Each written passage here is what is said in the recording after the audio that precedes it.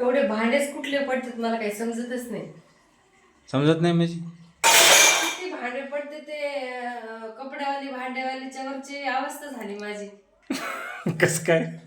एवढे पण भांडे घासले की दुसरी वेळ आहे. सकाळी पण भांडे घासले, आता 12:30-1 वाजले असतील तर अजून एवढे भांडे पडून गेले. अजून बेसिक मध्ये भांडे आहेत, किचन वर एवढा पसारा, एवढा राडा.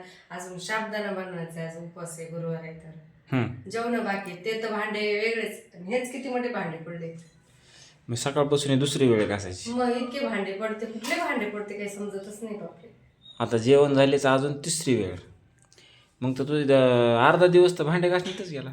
हो ना, कपडे भांड्यातच माझा अर्धा दिवस जाऊ लागला. मग आता काय करावं मग?